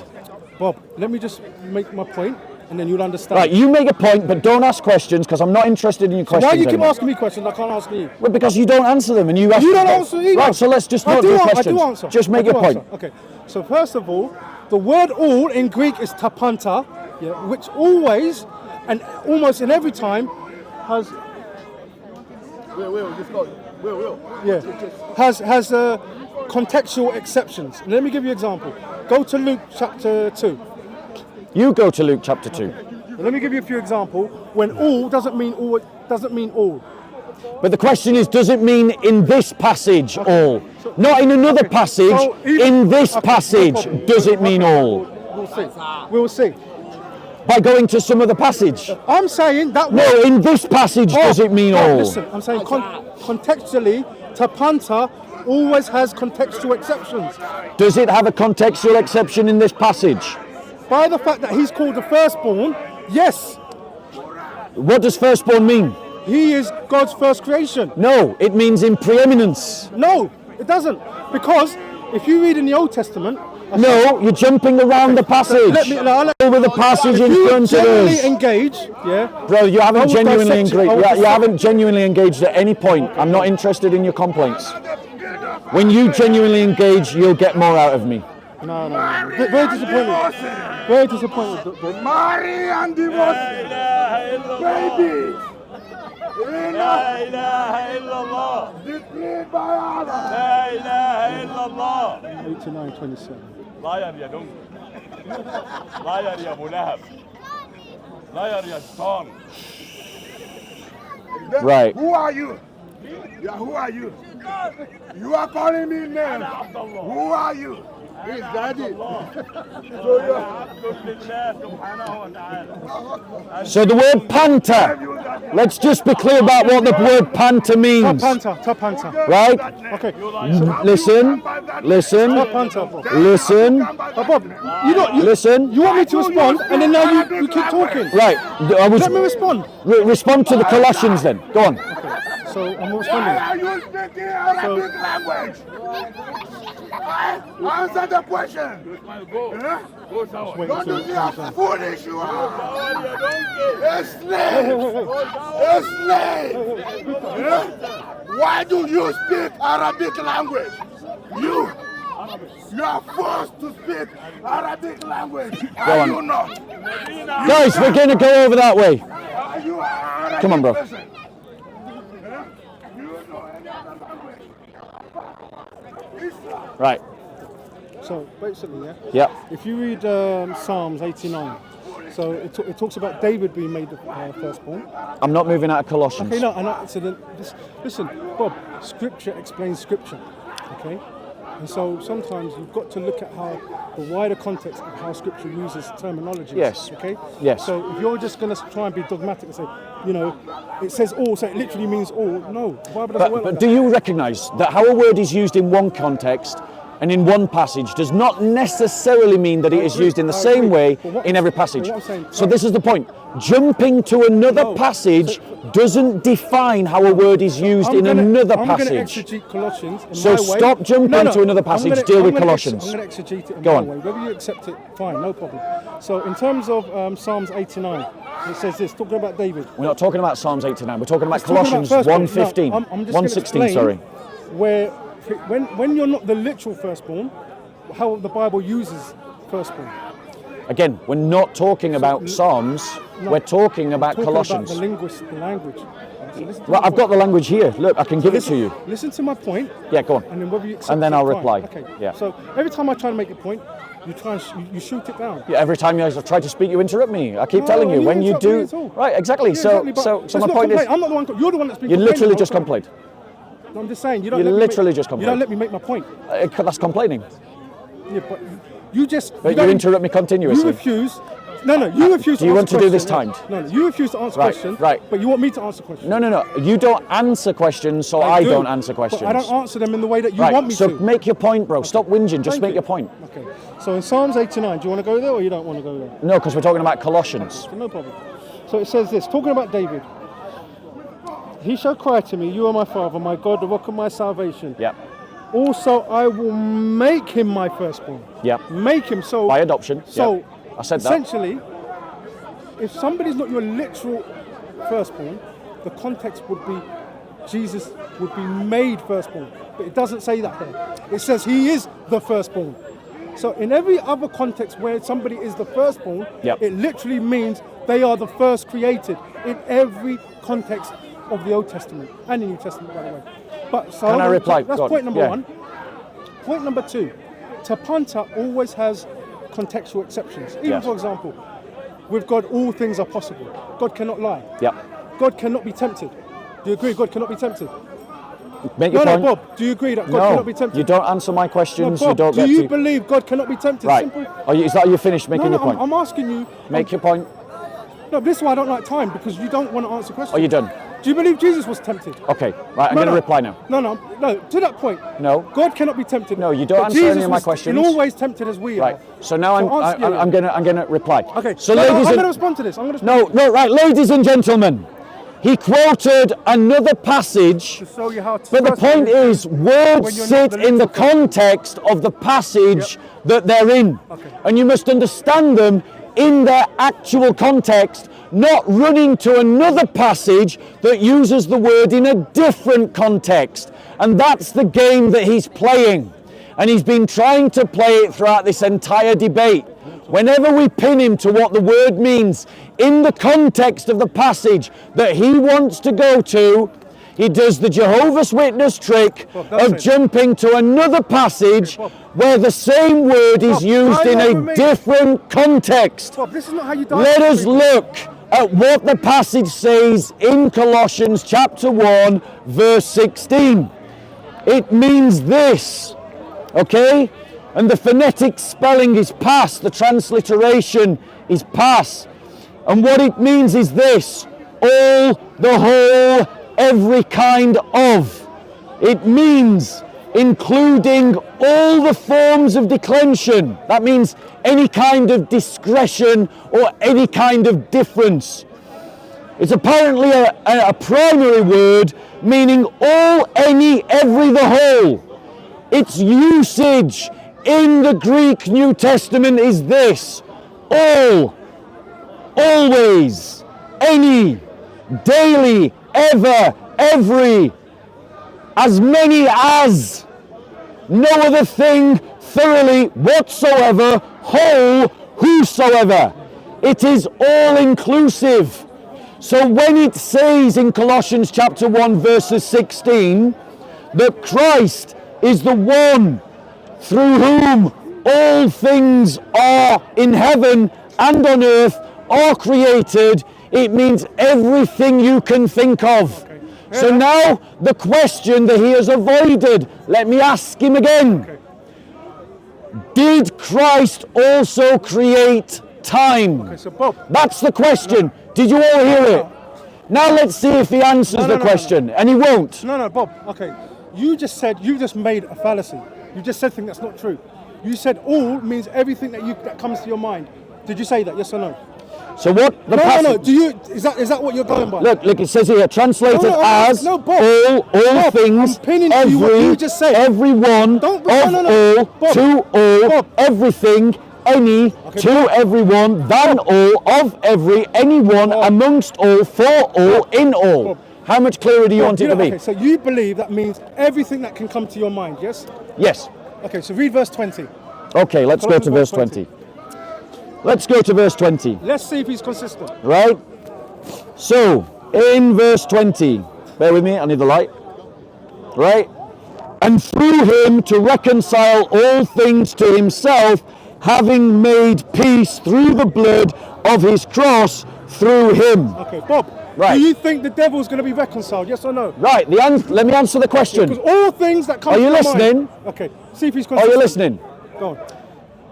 Listen to the how it's phrased, right?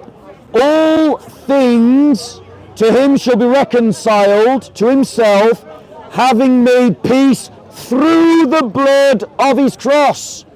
Does Satan accept the blood of the cross? No. But all those that accept the blood of the cross are reconciled. You said all things that come to your mind. What I have said is consistent. Dialogue. I have said that all has to be understood in the context of the passage that it is used. Thank you. And therefore, what you have is a distinction between the all in verse 20 and the all in verse 24, I think it was, the all in verse 20 and the all in verse 16. The problem with my friend is he just wants to play a semantic game of jumping around verses and trying to ignore the passage. He's already admitted that what we've got is a passage that says he is the firstborn in preeminence. Yes. And then what he's saying is, because he is firstborn, he is preeminent. But the context is saying he's preeminent over creation. And so it's talking about his firstborn in terms of his preeminence over creation. And he talks about through him all things are created, or in him. I'm happy with both translations. Not by. I am happy with all translations of that. I'm happy with all translations. Fine, you reject, but I'm happy to go with the Greek. I'm happy to go with in him. But the point is, if all things are created in him, that means time. And that which is outside of time does not have a beginning. So he's not going to address my point, he's not going to answer my question, but that's the point that you should take away. Okay, so Bob, right? Bob, do you not want a dialogue? Seriously? Right, so respond to my point then. Bob. No, this is very poor. Respond to my point then. I've never debated somebody who behaves like this, seriously. You can complain all you like. No, this is not how to dialogue. Bro, I'm not interested in your lectures. You interrupted me continuously. You don't engage with the points that are being made and you don't answer the questions. So I'm not interested in any lecture that you've got to give about manners. I'm really disappointed. Answer the question. I'm really disappointed in you. Right, so raise the point. Answer the point. Let's dialogue. Well, try that, bro. Don't talk to the crowd. Try that, because whenever I talk to you, there you go. Whenever I talk to him, he interrupts. That's why I'm talking to you. Have I ever talked to the crowd? Have I spoke without you interrupting me? Say that again. Say that again. You see, you don't listen. No, say that again. I'm listening. You don't listen. Bob, I'm listening. You don't listen, bro. So you can't complain. Bob, now, you don't listen as well. Stop whinging. I've made a point. Okay. Address the point. Okay. So here's my point. Address the point. Firstborn means the first creation. First created. Where does it say created here? That's what firstborn means. No, where does it say created here? Firstborn means in its historical context. Wait, the Jews. Where does it say created Bob, here? I'm saying in its historical context, the firstborn meant God's first creation. No. That's why I asked you. Look. Right. Bob, in the first century. Right. Let me ask you this question. Let's deal with this context. 1 second. Let's deal with this passage. No. You're saying he's firstborn of all creation, right? But then it says that in him everything is created. Yes. How can he be both created and the thing that all things are created in? It doesn't make sense. So Bob, go to Genesis 2:5. No, we're sticking to Colossians. Okay, then you'll understand why. You go to Genesis. I'm sticking with Colossians. So this is my point, Bob. This is a Jehovah's Witness trick, bro. I'm not a Jehovah's Witness. I know you're not, but you're debating like a Jehovah's Witness. Bob, and you're not. Were you ever a Jehovah's? Just out of interest. Were you ever? Not, never. I mean, I don't know. I was a Trinitarian. Right. Yeah, and I believe you. I believe you. And I used to defend the Trinity. Yeah. I used to argue against the Jehovah's Witnesses. I believe you. So I know every single concept, every single reason why you believe in the Trinity. And if you're willing to dialogue, let me make one point. And if you're willing to use the same intellectual honesty that we want Muslims to use, I guarantee you, you're not going to admit it in front of these cameras. But listen, trust me, that is not my motivation. Bob, I will take you to a meal, for a restaurant, and listen, happily. We will dialogue all these pictures because I'm getting nowhere. When are you responding to what I said? Bob, we will go through every single. When are you responding to what I said? So I'm responding. Right, go on then. I'm telling you what this passage means. I'm waiting because all you're doing is lecturing me. In its historical context. Right, respond to what I said. This whole point. But anyway, respond. The point I'm trying to make is the term firstborn had a historical context, and so when they were using firstborn, in the first century, they would have understood it that Jesus was the first created. It even says in... No, I disagree. Okay, well, go look at contemporary, go look at Philo. Go read Tertullian. No, hold on. Read... Tertullian agrees with me. He doesn't. Yes, he does. Yeah. However... No, he doesn't. He does. So, okay, no, I'll prove you wrong. No, hold on one second. No, I'll prove you wrong. Hold on one second. I'll prove you wrong. No, coming back to this passage. You keep lying. Listen, Bob, you see, here I am trying to talk. You should want honesty. Here I am trying to talk, and once again you interrupt me. So at this point, what I'm going to do is I'm going to stop talking to you, and I'm now going to speak to the crowd. Bob. So, ladies and gentlemen, what we saw, ladies and gentlemen, is that it says in Scripture that He is the firstborn of all creation. And my friend wants to say that firstborn here means that Christ was created. But listen to what the very next sentence says. And we'll use his translation. For in Him all things were created. It doesn't say all other things. It says all things. That means that Christ cannot be one and at the same time both created and the creator of all things. He is either part of creation or He is not. Clearly, what is being spoken about in the full context of the passage is the preeminence of Christ, and we see that. Why? Look at the context of what it says, because it goes on to say that by Him all things were created, both in the heavens and on the earth, visible and invisible, whether thrones or dominions or rulers or authorities, all things have been created through Him and for Him. Now, ladies and gentlemen, the concept of firstborn in the Roman world was this idea of a legal status. Now notice he's interrupting. Now notice he's interrupting. He complains about him wanting a dialogue, but this is how he behaves. Would you apologize if you lied? When it says, ladies and gentlemen, when it says, ladies and gentlemen, that Christ is the firstborn, that term is a term we understand from Roman antiquity. It's a legal term. If your child was a disobedient son, a wastrel, a child that was not worthy of inheriting all your things, a Roman citizen would just adopt another child and declare them his firstborn, meaning that that firstborn would inherit everything from the father and the wastrel son would inherit nothing. This is the sense that it is being spoken of Christ, that He is the firstborn of all creation, that He will inherit, because His humanity is created, all things, and that He is the head of the new creation that He inaugurates. There's no sense in this passage that Jesus was created. And the only way that he can try to establish that is to run to another passage where the word is used differently in a different context. Now you can reply to what I've said. So you said Tertullian agrees with you, yeah? Yeah. Okay. So this is the Catholic Encyclopedia. Yep. It says comments that for Tertullian, there was a time when there was no son and no sin, when God was neither father nor judge. I can get all these. Okay. He believed that Jesus had a beginning. So do you apologize to the camera for lying that Tertullian agrees with you? Yes or no? So here's the thing, right? Tertullian writes multiple books. No, I've read it. No, listen. Now notice he's interrupting. He agrees with me because you're lying. He asks a question, and then when I try to reply, he interrupts completely. Talk to me. And the reason why I don't talk to him is because when I try to talk to him, he interrupts. Ladies and gentlemen, Tertullian is an author that has wrote many, many books. And the reality is there is a discussion by scholars what Tertullian taught. There are scholars that agree with me that Tertullian taught the Trinity. That's my opinion. There are some scholars that argue differently. The reality is, quoting a single sentence out of the encyclopedia, the Catholic Encyclopedia, does not settle the argument about what Tertullian believed. Peace with you. Sorry? God bless you, sister. Thank you very much. God bless you. Amen. God bless you. Thanks be to God. Thanks be to God.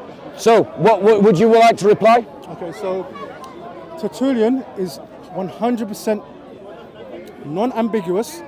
That there was a time, there was not a son. He was God's first creation. It doesn't. I don't believe he teaches that.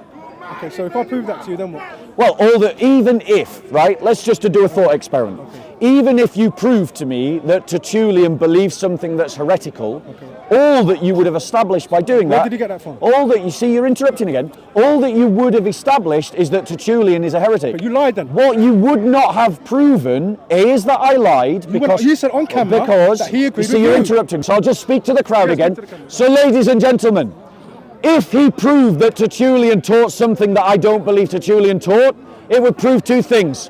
One, I don't know Tertullian as well as I think I do. And two, that he was right about Tertullian, and the conclusion of that would be Tertullian is a heretic and he's not an authority for me on the debate. It does not prove that I lied, because to lie means you actually believe one thing and then tell a lie about it. That's the point. He's not thinking. Right, would you like to reply to that? You agreed that Tertullian didn't agree with me. That's what I believe. I don't believe Tertullian agrees with you. I don't. You did earlier in this debate. You did, and that's why I say now you're lying. So what? So because earlier you said, okay, I do give it to you. So Tertullian, but believe because it's a red herring. It's not important. Then why, in front of the camera, say that Tertullian agrees with you? Are you accusing me of lying? Are you accusing me of lying? Earlier in this debate, you said, okay. So this is about an ad hominem. Have we stopped talking about the topic? But what I'm saying, you're being disingenuous. No, ad hominems don't win arguments. Deal with the topic. Okay, so all the way through this debate. All the way through the debate. What is it I'm dealing with? Okay, everything. go on. Everything. Tell me. Because I've laid out the passage very clearly. Okay, go on. Very clearly. And I've given you my right? interpretation. And you haven't. All you've done is jump to another passage. Okay. You've never dealt with this passage. What this is saying. So I'll lay out my argument again. So I'll lay out my argument with you again. I'll lay out my argument with you again. Clearly, the idea of the firstborn, right? The idea of the firstborn, right? And again, notice he's not listening. He's just started talking to someone else. Yeah, because you talk to them. Right? So ladies and gentlemen, and this is why I've started talking to you, because whenever I try to talk to him, he interrupts me, and then he just interrupts me, and then starts talking to someone else. I'm afraid, ladies and gentlemen, all that he's done in this argument is complain because I've mirrored his own conduct. And because he interrupts constantly, doesn't listen to an argument, doesn't engage with an argument, and that has forced me to speak to you. This passage is talking about Christ being the firstborn. So let us understand the sense that he is the firstborn. He is the sense that he is the firstborn over all creation because he is the one in whom all things have been created. How can you say that that is not God if you are the creator of all things? And all things has to include time, which means that it doesn't have a beginning and it doesn't have an end. But also, Christ is the firstborn of a new creation because he is the firstborn of the church. He is the head of the church. Now, obviously, this is talking about rank, that he is the head of the body that it is church. And that means this is the sense that firstborn is being used. It also says that he is the firstborn of the dead. Now Christ truly was the firstborn to be resurrected. And from that he inaugurates a new creation that he is the head of.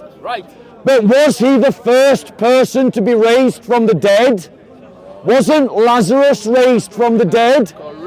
Wasn't there Old Testament people raised from the dead? So clearly it's not using firstborn chronologically. It's talking about firstborn in terms of importance. Christ was not the first to be raised from the dead. He was the first to be resurrected. But as firstborn of the dead, he was the most important. So Bob, go on, you can reply. So you're saying in this passage, it's saying that Jesus is the creator. Is that what you're saying? Yes. Okay. So go back to your Proverbs 8, that you love so much, and go to verse 27. Right, so I'm going to reply to that comment. Yeah, so He was the one that took us to Proverbs 8, Yeah. and now he's saying that Proverbs 8 that you like so much, you said that he was the and the creator. reason why he wanted to run away from Proverbs I didn't 8 want to run away is from it. because he got stuck on it. I didn't. Right, where would you like to go to in Proverbs 8? verse 27. Okay, let's go to Proverbs 8, verse 27. Would you like to make your point about Proverbs 8, 27 before I speak? Self-explanatory. And okay, so you don't want to have an opportunity to comment on it? No, you can read it, Bob. But I'm talking about the commentary. Would you like to then comment on it? Comment on what? No, read it and tell me what you understand. Okay, so he's asking me to say what I think Because okay, about you Proverbs said 28. Jesus was the creator. Right, are you listening? Because you asked for my commentary. Okay, you said Jesus was Proverbs 8, verse 28. When he made, verse 27. When he established the heavens, I was there. Okay, stop. When he inscribed a circle on the face of the deep.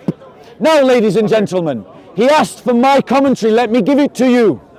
As a Trinitarian, we believe that the Father, the Son, and the Holy Spirit, they all act as one. The Father, the Son, and the Holy Spirit create together. It's not that the Father creates and the Son doesn't create, you're not dealing or with the Son creates and the Holy Spirit doesn't You're create. speaking from the Trinity. It is the Father, the Son, and the Holy Spirit that create. Bob. And notice again, Bob. he asked me for my commentary on the passage, let's read and it he's again. attempting Read it to again. interrupt, Read it again. Read it which again. is why I'm Read speaking it to again. you. Read it again. Ladies and gentlemen, how do we understand this? Bob, okay, look, read it. There are Read it verses slowly, in read the it slowly. Bible that say the Father is the creator. There are verses in the Bible that say the Son is creator, like Colossians No, it doesn't. chapter 1. It doesn't. And there are verses in the Bible that say the Holy Spirit is the creator, Okay, Bob, the giver of Bob, life. Bob, again, you've lied. And then we take all of these passages you've lied together again. and we believe in them together. Show me. So what would you like to? Right, okay, what would so you like verse- to? It says, when he created the heavens, I was Either there. use your own Bible or I'll hold it for you. So, verse 27, yeah? Verse 27. It's down here. So, Here, 27. sorry, my eyesight's not very good. When he established the heavens, I was there. Yes. Who established the heavens? The Father, the Son, and the Holy Spirit. Okay. So, Bob, show me one passage. Yeah. Show me from Colossians that it says Jesus is the creator. Yeah, I'll show you. Okay. All right. So he wants me to show you from Colossians where Jesus is the creator. Right? He is the image of the invisible God, the firstborn of all creation. For in him all things were created, both in the heavens and on earth. In him, yeah. Now, ladies and gentlemen, if Christ, in him all things are created, is it right to call him creator? In him. Yes. Now let's go to John chapter 1, verse 1. In the beginning was the Word was with God, and the Word was God. In the beginning was the Word, and the Word was with God, Can we just- and the Word was God. He was in the beginning with God. All things came into being through him, and apart from him, nothing came into being that has come into being. Bob. Does that sound like Jesus is the creator? Bob, you're never going Yes. to come to truth if this is how you're going to debate. So listen, I'll invite you, a meal on me. How would you like to respond to the point? Okay, so John 1 verse 1, yeah? I've shown you two passages Okay, so where let me- Jesus let is me the make my creator. point, let me make my point. No, don't complain. John 1 1. Don't complain. You just told me to respond. Right, so respond. Okay, so John 1 1. Yep. You understand what the Greek says, yeah? Yes. Okay. You understand there's no definite article. Yes. Okay. So when a noun is pertaining to a person, let me just make my point. When a noun is pertaining to a person, it's either definite or indefinite, right? We agree with that. 100%, yeah? I'm waiting for you to make your point. Go on. Yes or no? Are you aware of that in the Greek? I'm waiting for you to make your point. Bob, I'm asking you a question. If you're not going to, you know what? We'll forget the cameras and we'll go and I'll buy you a meal. What's the point you want to make, bro? I'm asking you a question. So make your In the point. Greek, when a noun is pertaining to a person, it's either definite or indefinite. Do you know? Are you aware of that? Yes or no? Okay, make your point. I'm asking you yes or no. Make your point. Bob, I'm asking you a question. I'm not making a point. The reason why you can't answer this, because you know what? You don't want truth. No. You are just doing your Trinitarian script. You talk about the Muslim script. Right. All you're doing is going The over passage the script. that I actually went You to. don't want to answer the No, question. the passage that I actually went to was John 1 verse 3. No, you went 1:1. No, listen, you didn't listen. Did you not quote Did one? I not quote the bit where it says Yes, all you did. things were made by him? But And before- did I not say that that describes him as creator? No, through You him. see, he was Through him. not Through him. listening. Through him. Through And him. listen to what the Greek says. Pantadioto egnito kai korisauto engenito. What does that mean? It means all things through him came into being, and without him came into being not even one thing. That's what the Greek means. So, let me ask you this. According to the Bible, by not answering any questions. did the Bible, according to the Bible, did Jesus create you? Bob. Answer that question. Bob, I asked you a question, and now you're asking me a question. Yeah, just to prove Bob. you're not going to answer my question. Bob, I asked you a question. Right. You went to John 1. Now I went to John 1:3. Read- I read in context from John Thank you, exactly. 1. So John 1:1 So comes before John 1:3, right? 3 is the So point. we don't go to John 3, we go to John Right. 1 first. So let's just say I made a mistake. I should have gone straight to John 1:3. I've owned my mistake. Now answer the point that I actually made. So Bob, No, answer the point I you actually went made. to John 1:1. I've just said that was a mistake. I should have gone No, John well, 1:3. I want to deal with John 1:1. No, but I'm going to John 1:3, deal with the passage. Bob. All things through him came into being, and without him came into Bob. being not even Bob. one Bob. thing. Bob. So answer that question. Answer the question. Is Let's Jesus being do away described with as the do away with creator? cameras, because you know, Oh, dear. your pride is This is- so much. Bro. That's why you're not answering questions. Just whinging, If deal with we the were point. in a restaurant, you would answer my question. Deal with the point. But because you're on camera, Deal with the point. your pride won't allow you just to be humble. And I'm Okay. asking you a simple Ad question. hominems don't win Okay, arguments. so I'm Deal with the asking- point. I've asked you a question. Why didn't you answer? Ad hominems don't win points. Okay. Answer the point. Bob, I'm asking you a question. The reason why I do not answer your questions is because when I've asked you questions throughout this entire Answered debate, every single you one. have not And you answered don't- a question. No, I went And to you another- answered some other question. No, I went to another No, passage. because at no point did I ask you to go and give me the definition of a word. Bob. I asked you things like, when does eternity have a beginning? What is the beginning of forever? These are the kinds of questions I asked you, I and explained- you never I did. answered Okay, those I'm gonna answer questions. it again. And Okay. so once again, Bob, I'm gonna you're- answer- I'm and gonna once tell you- again, and once again, Okay, Proverbs you're 1. avoiding the point that Proverbs- I've made. First point with The Proverbs. point that I've made is panta di auto engenito, kai koris auto engenito, aude genho gegonon. So- Gegonon. Some Greek So person's we've going to got- pull me up there. point so number one. Okay, in Bob. 1:3, Christ is described that through him all things were made. Okay, Bob. Is it fair to describe him as the creator? No. Okay, so Why? Okay, so point 1, Proverbs. I did answer you. No. No, no. Why I'm why just- can we not describe him as creator? I'm going to give you. Okay, bro, this conversation stopped being a conversation a long know why? time ago, Well, right? because you don't like my if you- answers. No, because all I you do is answered you- complain. I answered you with All Proverbs. you're You doing didn't is answer my complaining. questions. Ad hominems don't win arguments. Deal with the point that I made. John 1 verse 3. Okay. Christ is described as a creator. Why don't you wanna deal with John 1:1? You've said. Why don't you wanna deal with John 1:1? You've said that this passage doesn't describe Christ as the creator. I would Through- like you to explain why. Okay, so Go on. through, it's always Jesus is always seen in creation in a passive sense, not in an active sense. Right, go on, go on. So all the verbs used for Jesus are always in a passive sense. Go on. You will see very something similar in Genesis 2:5, okay, where it literally says that God did not bring about any shrubberies or trees Yep. because there was no man to till Yep. the earth. So it literally. Again, you're jumping to a different no, I'm verse. just trying to explain. Let me Just stick with this verse. And I'm explaining why. So Go on. Listen, I said all the verbs Yep. used about Jesus in creation are all passive verbs. And I gave an example that Genesis chapter 2 verse 5 has the same implication. Okay, answer this question. So Does the Father create through so the Son? have I answered the question, yes or no? No, because we're talking about John 1:3. So it uses the word through, not Yeah, by. Okay. yeah. If he was- I'm not disputing that. So I what I'm haven't trying to say is, disputed that. If Jesus was part of the active, was part of active creation. Yep. It will use the verbs like. No. by. Hold on one so second. Let me make my point. My question to you is a simple one, and we're going to demonstrate again you don't answer questions. Okay, I do, but you don't Does the Father create through the Son? Yes. Right. So if the Father creates through the Son, Yes. then the Son is also the creator. In some sense, yeah, in a passage. There you go. No, In no, some senses. no, listen, in a Thank you passage, very he much. is- Thank you very creation much. doesn't come from Thank you very from much. the Son, it comes from the Father. And That's the as a point. Christian, as a Trinitarian, we believe this. Fine, no problem. Right? So, But if the Father is creating through the Son, Yes. then all things are created through the Son. No problem. And therefore we can rightly say the Son is our creator. no. Why not? Because it's in a passive sense.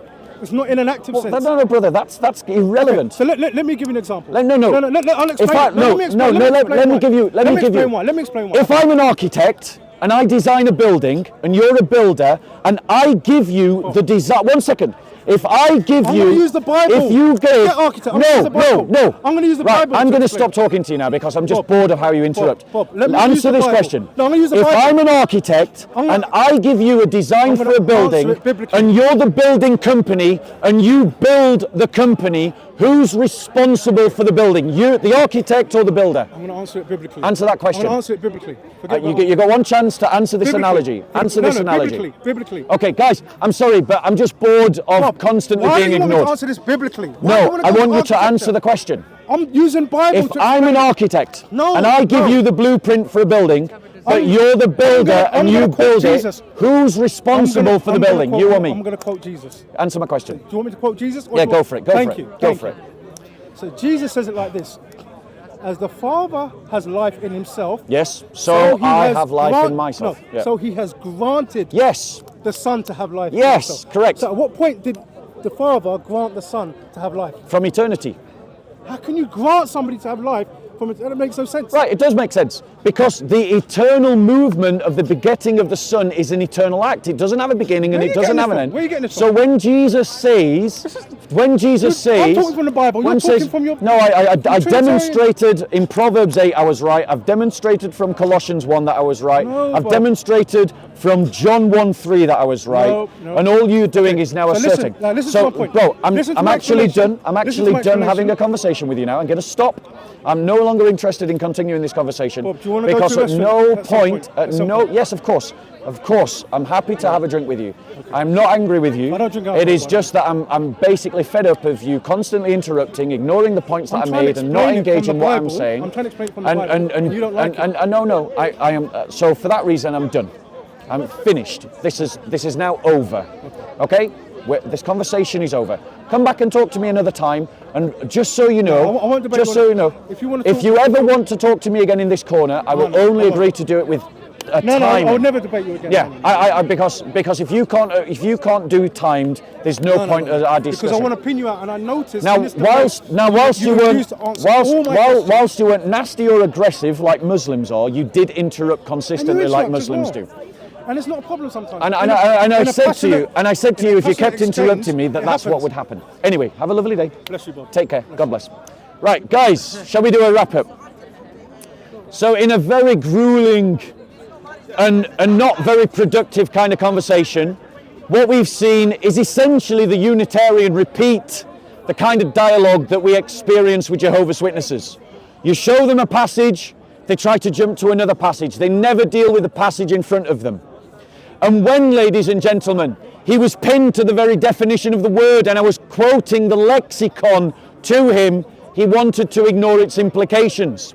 He didn't want to engage with any of the analogies or the points that we were trying to make to elucidate the scripture.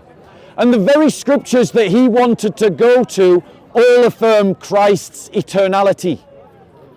All affirm Christ's eternality. The one point that he made that was interesting wasn't even his. It was the point that he made from the linguist. Now, he says it's a linguist, I'm willing to believe him, but I would be interested to know which linguist, what his qualifications are, who he was. And ladies and gentlemen, there's plenty of Christian linguists that engage with this material as well. I'm going to go and look into what people like Dr. Daniel Wallace say about this passage, Dr. James White say about this passage, Dr. Bruce Metzger say about this passage if he talks about it. These are Christian linguists that talk about the scriptures, so I'll go and see what they have to say about that. But even the linguist, which was the only really interesting point, the linguist that he mentioned said, it is possible. Well, if it is possible, it is always not possible. It is always possibly something else. So maybe, and maybe, ladies and gentlemen, doesn't win an argument. You understand the word by the context that it is used in. You don't understand the word by looking at where that same word is used in another context, because many words can be translated in many different ways depending on their context. You use them in the passage that they're in to understand them. And that, ladies and gentlemen, is sadly all that we had. The brother is more than welcome to have a cup of tea with me. I'll take him to the Marriott Hotel. And if he wants to debate me again, I'm happy to debate him again, but he'll have to agree to do it timed, because at no point in this conversation did he not interrupt me or engage with the point that I wanted to make. So, thank you very much. Oh, he's gone. How you doing? Peace be with you, brother.